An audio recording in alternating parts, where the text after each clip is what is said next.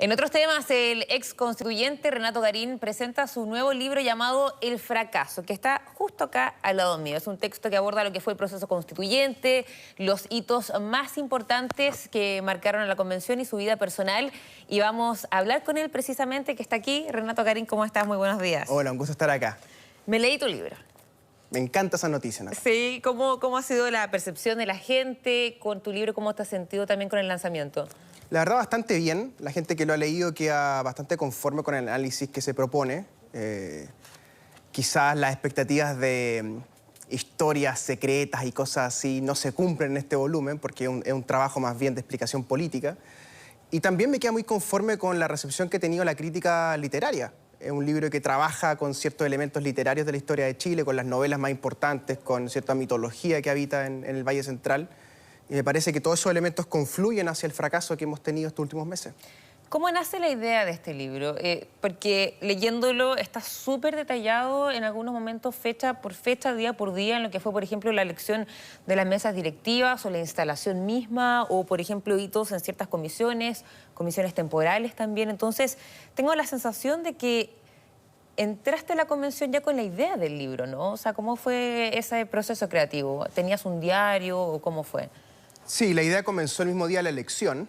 El libro comienza el día de la elección de 16 de mayo del 2021, pensando que iba a ser el libro que iba a recoger de alguna manera la historia positiva, la historia edificante de cómo se escribe una constitución en un país como el nuestro, ¿no?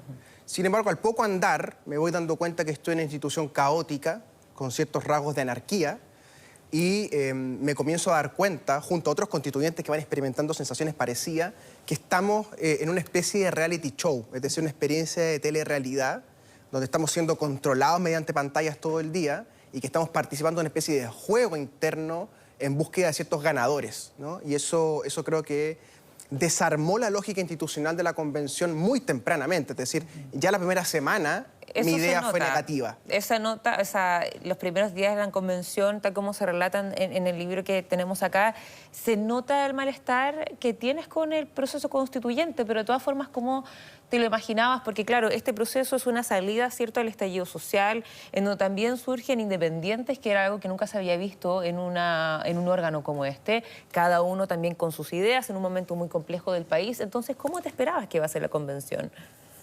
Bueno, yo pensaba que la centroizquierda, que era el mundo donde yo me sentía más tranquilo, más cómodo, por así decirlo, en el radicalismo, en el mundo social liberal chileno, iba a tener al menos 50 constituyentes. Ese era el cálculo inicial. Cuando yo renuncio a la Cámara de Diputados, dije voy a ser parte de un bloque, quizás no mayoritario, pero sí muy importante.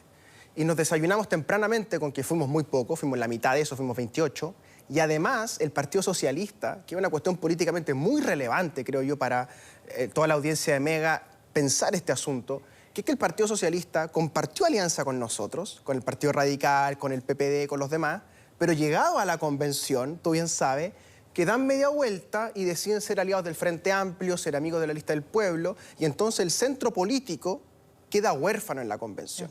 Y esa es la primera llamada de atención, creo yo, el primer signo, la primera señal de humo, digamos, de que aquí algo se estaba incendiando políticamente en la relación interna, ¿no? ¿Por qué crees que pasó eso? Porque en el libro eres bien crítico con el Partido Socialista, menos con Maximiliano Hurtado, que dices que en definitiva te cae bien, sí. Pero también bien crítico con el Frente Amplio. O sea, ¿no te gustó que Jaime Baza fuera el vicepresidente de la convención? También bien crítico con Atria, que también fue una figura relevante dentro del Frente Amplio, quiero decir. Entonces, ¿cómo analizas el rol del Frente Amplio y el Partido Socialista?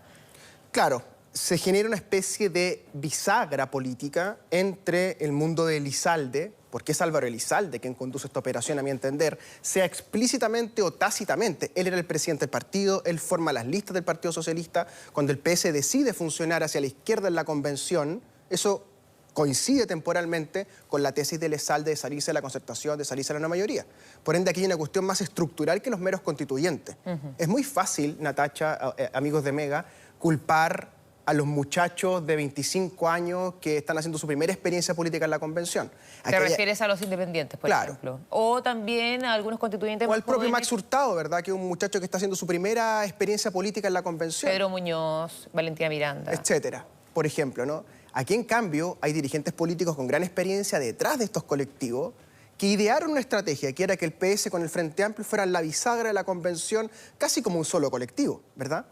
Y ahí viene el error, creo yo. Primer error, el Frente Amplio se entrega de manera muy poco inteligente, sin meditarlo, a cuatro intelectuales sin historia de militancia. ¿Quiénes son los cuatro intelectuales? Bueno, lo que se llamaba dentro del grupo ABA, ¿no? Que eran Amaya Alves, Jaime Baza, Cristian Viera, que se elige por la DC, pero que llega al Frente Amplio, y Fernando Atria, que son los cuatro que conducen intelectualmente los primeros 8 o 10 meses de la convención, hasta que el asunto se les desborda, ¿verdad? Que ganan las coordinaciones, coordinan el reglamento, ¿verdad? Van teniendo espacios de poder. Lo mismo el PS. El PS logra espacios de coordinación, logra espacios de influencia, logra conducir la convención hasta que no pudieron más. Mi impresión, mi tesis, mi mirada crítica es que el error central está en que se desentendieron de sus pactos electorales primero. El Frente Amplio se deshace del Partido Comunista, el PS se deshace de su socio al centro político. Ellos no tenían capacidad intelectual real de conducir. Ni las tesis de Baza, ni las tesis de Atria, ni de Maya Alves, ni de Viera tenían popularidad dentro de la convención. Eran tesis académicas. Y en tercer lugar, esto es muy importante, al desarmarse la lista del pueblo, al ocurrir el escándalo Rojas Vade, que va a ser formalizado por Fiscalía ahora, en la izquierda de la convención queda sin un referente para negociar. Y entonces cuando este eje del PS y el Frente Amplio iban a la izquierda a buscar los votos para hacer los 2/3 en el plenario, se encontraban con la anarquía de la lista del pueblo, con la anarquía del mundo de los indígenas, con la anarquía de los movimientos sociales constituyentes. Cuando, bueno, sabemos que tú titulas este libro como El fracaso, ¿cierto? Con una mirada más bien negativa de lo que fue el proceso constituyente. ¿Crees tú que, por ejemplo, el hecho de que se haya rechazado la propuesta constitucional tiene que ver precisamente por el rol que tomó el Frente Amplio y el Partido Socialista? Fundamentalmente sí. No quiero ser injusto tampoco, estimada, pero el Partido Socialista y el Frente Amplio las tuvieron todas. Tuvieron todo lo que uno políticamente podría necesitar para conducir un espacio. Personas con poder, personas con influencia en los medios. Patricio Fernández Chadwick, prácticamente un inexorable en los medios de comunicación, que está todo el tiempo opinando, ¿verdad? Bueno, tuvieron todo para conducir y no pudieron conducir por falta de capacidad, por falta de tesis y fundamentalmente, que es lo que quiere mostrar el libro, porque no sabían qué hacer cuando la pelota se les entregaba. Esto es como el futbolista en el Mundial, ¿verdad? Que no saben qué hacer con el balón. ¿Y eso cómo se resuelve finalmente? Porque sabemos que ahora estamos hablando de un nuevo proceso constituyente, ¿cierto? Veamos si va a haber acuerdo o no, pero algunos dicen, bueno, tiene que estar integrado por expertos. ¿Crees tú que quizás faltó más expertise en esa materia? Porque también cuando comenzó la convención, uno de los temas que más se resaltaba de forma positiva es que estaba integrado por personas comunes y corrientes, es decir, no solamente por los partidos políticos y los, qué sé yo, personas que habían estado, qué sé yo, en el Congreso Nacional, sino que personas de calle que también tenían necesidades y que por mucho tiempo no habían sido escuchados. ¿Crees que eso fue bueno o no para esta instancia? Lo que ha fracasado acá y que está de fondo en este proceso es la cultura cívica chilena. En Chile nos cuesta mucho deliberar, nos cuesta mucho llegar a acuerdos democráticos mediante asambleas, nos cuesta mucho resolver los problemas, llamémoslo así, ideológicos de la sociedad mediante caminos razonables. Esto a nivel de juntas de vecinos, a nivel de universidades, a nivel de asambleas de colegio, ¿para qué decir el Parlamento, la Cámara de Diputados, etcétera, ¿no? Eso es lo que está fracasado de fondo. Es decir, nuestras conductas de deliberación democrática son demasiado imperfectas, son incluso agresivas, son violentas, ¿no? Si se va a repetir esa cultura deliberativa, llenos de pantallas, rodeados de un reality show, ¿verdad? Porque no solo son pantallas de los medios, son pantallas donde cada constituyente hace un live en la noche, está grabando en el día en la convención, es decir, es un espacio mediático. Si se va a repetir esa cultura, sea con expertos, sea con gente elegida, sea con gente nominada por el Congreso, la cultura mediático-política va a volver a generar participantes de reality, va a volver a generar problemas y escándalos. Me parece que es natural a la condición ambiental generada, ¿no? Que tiene que ver con la falta de liberación. Ahora, si fuera positivo, si pudiéramos hacer esa liberación, ¿qué son estos expertos que están viniendo a deliberar con nosotros, digamos, la Constitución? ¿Qué son? Son abogados constitucionalistas. ¿Y qué es un abogado constitucionalista? Bueno, es difícil decirlo. Es un abogado que tiene título de abogado y que lee constituciones o hace clase de derecho constitucional. ¿Vale eso ser experto? Yo creo que no. Entonces, ¿qué es un experto para ti? Yo tengo muchas dudas. Me parece que esa es la categoría más confusa que se está utilizando en esta telenegociación que están llevando los partidos a cabo. ¿Y qué expertos deberían estar entonces en esta eventual nueva convención? Me parece que ha quedado demostrado que los profesores de derecho constitucional, como los que hemos nombrado, este grupo ABA, ¿cierto? Y otros, no son nobles ni ilustrados superiores, no son los enciclopedistas, digamos, de Francia, no son Voltaire y los demás, que vengan a ilustrar al pueblo. Entonces, ¿quién debería ser? Personas elegidas, porque los expertos, al final del día... Pero tuvimos personas elegidas recién. Correcto, es que voy al punto. Cuando tú dices, aquí hay un experto que trae un conocimiento distinto al que tiene un ciudadano, uno debiera preguntarse, ¿cuál es ese conocimiento? Es muy dudoso en el caso de los constitucionalistas. Porque si fuera a ser un código civil, sabemos que los abogados civilistas tienen una expertise de 2000 años desde Roma. Los laboralistas parecidos, los administrativistas, ¿cierto? Las ramas del derecho. El derecho constitucional, en cambio, es política, son opiniones políticas. O sea, no expertos necesariamente en el derecho constitucional, pero sí expertos en otras áreas, en el fondo, expertos en salud, expertos, qué sé yo, en relaciones exteriores, temas que también van en una nueva constitución. Para ser más claro aún, abogados constitucionalistas no pueden ser considerados expertos. Es una trampa, me parece, de los partidos políticos que quieren meter militantes que son profesores de Derecho Constitucional en algún lugar, más de 50 escuelas de Derecho en Chile. ¿Pero ninguno? Es que no se trata de ninguno, se trata de que el estándar que me están diciendo, de que ellos manejan un conocimiento jurídico que no tiene el común de la gente, y cuando vamos a la deliberación encontramos que Jaime Baza en realidad es un político que opina que prefiere el parlamentarismo al presidencialismo, y eso es opinable, no hay ninguna expertise real. No es un constitucionalista contra un ciudadano. Desde muy temprano en el libro se muestra que la figura de Jaime Baza claramente no es de tu agrado. ¿Por qué no? ¿Por qué no te gustó esa primera mesa directiva de la convención? A ver, yo conozco a Jaime hace más de 20 años. Sí, también está en el libro. Tuvimos un tiempo de bastante cercanía. Jaime comienza su carrera política al alero de don Óscar Godoy, destacado profesor de ciencia política en la Católica, gran dirigente del ala liberal de Renovación Nacional contra Jarpa en los 90. Ese es el inicio de Jaime Baza, un liberal de Renovación Nacional. Luego lo vimos con Ricardo Lagos en la Fundación Democracia y Desarrollo en el proyecto Tu Constitución, y luego él llega al Frente Amplio a Convergencia Social, ¿no? Yo no tengo problema en su evolución, de hecho es parecido a otras historias políticas, incluso por eso es la mía, ¿no? Que es estos liberales quedamos sin espacio real. Bueno, o sea, tú eras parte de RD, claro. en el fondo. Mi problema con Jaime es que... ¿Es con Jaime o con el Frente Amplio en general? El rol que el Frente Amplio le da a estos intelectuales, a estos profesores de Derecho Constitucional, es completamente absurdo. Se los eleva a una categoría casi de profetas, de chamanes de la tribu, ¿verdad? Que conocían el destino, que conocían el norte a donde íbamos. Y al poco andar descubrimos que no. ¿Y quién te hubiera gustado que fuera parte de la mesa directiva? A ver, a mí me parece que la mesa directiva, primero, no era la instancia donde los colectivos debían ponerse de acuerdo en algo, ni manejar el día a día de la convención. O sea, la mesa ampliada... Me parece que fue un error conceptual, ¿sí? Más allá de las personas. Para hacer un contexto, la convención comenzó con un presidente, vicepresidente, y luego se amplió, ¿cierto? A 9. A esta mesa ampliada, y la idea era tener integrantes de los diferentes colectivos, y en esa mesa ampliada sí se tomaban ciertas decisiones, claro, por la conducción de la convención. Y devino en realidad entonces un espacio de administración casi del día a día, ¿verdad? De las máquinas de café. No quiero mirar en menos el tema del café, sino que quiero decir, la mesa ampliada no es ese lugar, ¿verdad? Pero distinto es el caso de la dupla. La dupla tiene más facultades, está en la Constitución, es quien conduce, ¿verdad? Y además, dada la configuración que la profesora Loncón no es abogada, que es lingüista, por ende, la gestión jurídica de la convención, por así decirlo, el guaripola del abogadil, ¿verdad? Fue Jaime. Y me parece que Jaime no estaba en condiciones profesionales, ni de experiencia ni de política, para ser el conductor administrativo de la convención. ¿Quién te hubiera gustado? Me parece que hay otros nombres. Me parece que los socialistas mismos tenían a Montero. Si Montero tenía este nivel de vocación que estamos viendo en Ministerio Interior, bueno, pues hemos lo probado de vicepresidente de la convención. Antes de esto, estaba Roberto Celedón, que es un hombre de enorme experiencia política, un hombre de otra generación, ¿verdad? Con otros ánimos, con otras energías, ¿verdad? Hay más abogados que quizás pasaron un poquito más piola, pero quizás no iban de intelectuales, sino que son personas acostumbradas a hacer su trabajo en el día a día. Quiero decir, Natacha, aquí se prefirió la figura pública, la figura del reality, ¿verdad? El más conocido, en vez del que podía hacer el trabajo de mejor manera.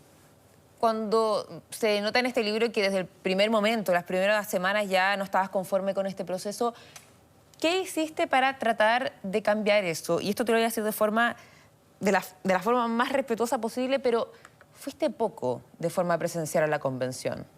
¿no crees que hubiera sido bueno ir un poquito más también para cambiar la dinámica? ¿No crees que fue necesario? ¿Por qué tomaste la decisión de también conectarte a las sesiones de forma online? Bueno, había una dinámica en la convención muy agresiva, muy desagradable, donde ocurrían episodios de diálogos ásperos prácticamente todos los días, ¿no? Y como yo venía de la Cámara de Diputados renunciado y los independientes tenían una retórica contra los dirigentes políticos, yo era, por así decirlo, el cabeza más visible, ¿verdad? El chivo expiatorio más visible, junto con Felipe Arboe, para llevar a cabo esta purga, ¿no? Para mostrar que la clase política era en realidad inútil y que los verdaderamente sabios eran estos intelectuales y los ciudadanos comunes y corrientes. Y entonces, ya desde antes del primer día, yo me vuelvo prácticamente el blanco público oficial de la lista del pueblo y de un sector de medios no neutrales. ¿En qué lo notaste? En los medios de comunicación, o sea, Rodrigo Jordán, que es un hombre Andrónico Luxic, que es el promotor de independientes no neutrales, que es el inventor de esta lista de independientes no neutrales, nos agredía a mí y a otros políticos en los diarios permanentemente, porque se volvió el vocero de estos independientes versus los políticos que habíamos causado supuestamente la situación de octubre del 19, ¿verdad? Pero en la lista del pueblo esto lo volvió, digamos, una bandera, o sea, era enfrentarse con el Salabraña y con los demás todos los días, ¿no? Bueno, pero a diferencia de ellos que son independientes y no todos tenían experiencia política, tú sí la tienes, tú sabes cómo es este mundo también. Sí, pero este mundo no es así, Natacha, porque tú no puedes ir a escribir una constitución a estar todos los días tratando de sacar a estos muchachos de su resentimiento, de su enojo y de sus errores, ¿no? Y ya más o menos la tercera semana de julio, yo me doy cuenta que va a pasar un tiempo largo hasta que yo pueda ser uno más en la convención y por ende escojo este camino, ¿verdad?, de ir una vez a la semana, 2 veces a la semana y estar todo el resto del tiempo en la sesión en Zoom, porque además hay que desmitificar algo. El trabajo de la convención, el trabajo real, que hay constituyentes que yo creo que han escogido el camino de magnificar esto y decir que trabajaban de sol a sol y que quedaban extenuados, ¿verdad?, era sentarse a escuchar discursos. O sea, iban a la convención, se compraban un café, se sentaban en donde le correspondían y eran horas y horas y horas de peroratas, digamos, de quejas, ¿verdad?, de manifestaciones contra la situación del Estado de Chile, en fin. Y eso creo yo que ya muy temprano me mostró a mí y a otras personas que íbamos a ninguna parte. Ahora, el intento... Pero muy temprano.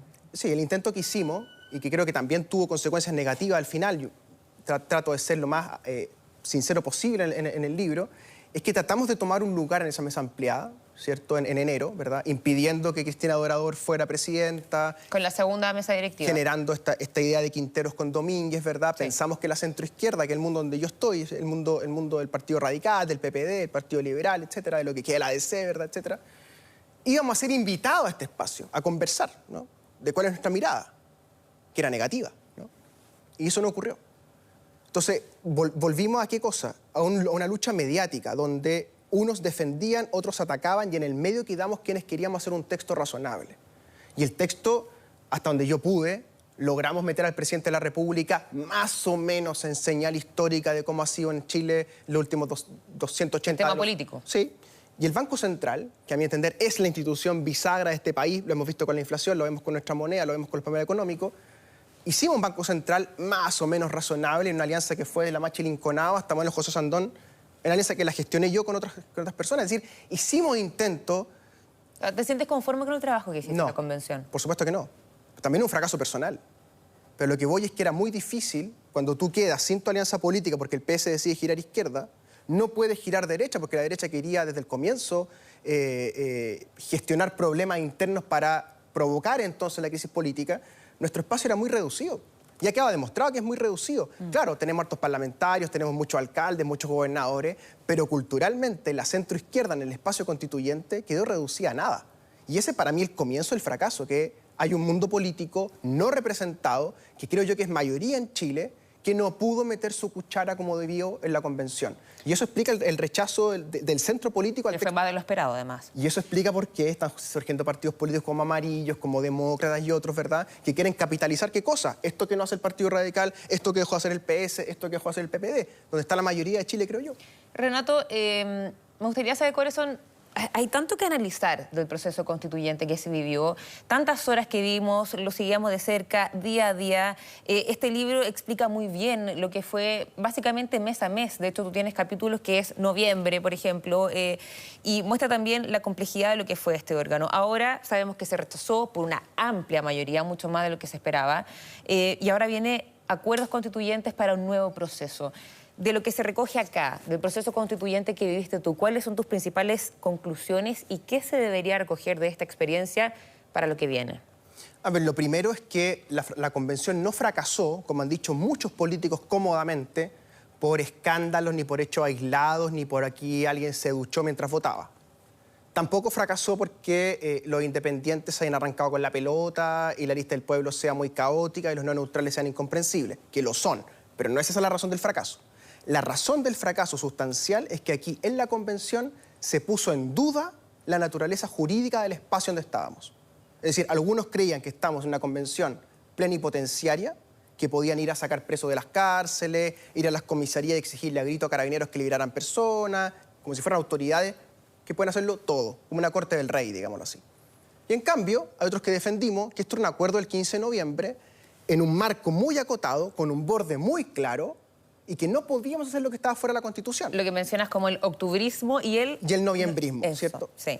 Ganó cierta posición intermedia que generó un problema estructural, que es la gran lección que hay que sacar. Por ejemplo, el quórum.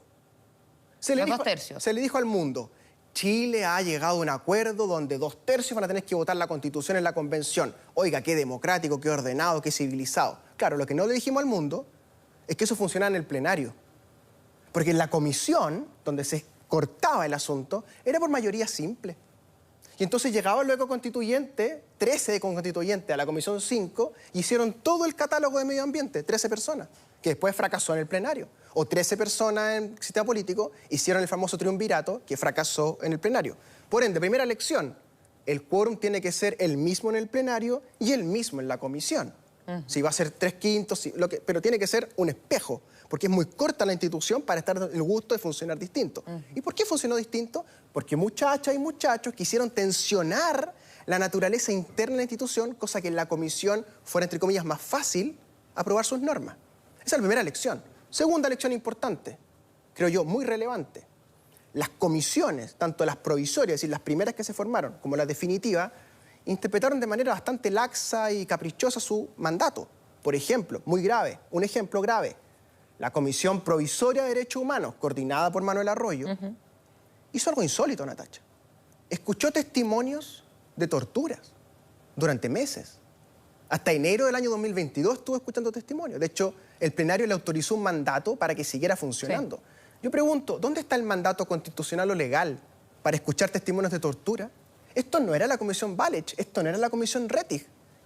Las asambleas constituyentes, las comisiones constitucionales no son lugares de reconciliación y reencuentro para los torturados y los torturadores. Eso no es así. Tú criticas el proceso, el funcionamiento con el quórum, pero también las atribuciones, finalmente, de lo que... Se arrancaban con la moto, para decirlo bien en chileno, es decir, tenían un mandato de hacer algo y lo sobreinterpretaban para hacer todo lo posible. Escuchar testimonios de tortura en una convención constitucional es absurdo jurídicamente. Vamos a ver qué viene, si es que hay un acuerdo constituyente o no, pero acá está entonces el libro El fracaso de Renato Garín, que habla sobre el proceso constituyente, así que obviamente está la invitación. Renato, muchísimas gracias por acompañarnos. Muchas gracias por tu participación también en la convención. 12 del día con 16 minutos, nosotros vamos a hacer una pausa comercial, no se vayan.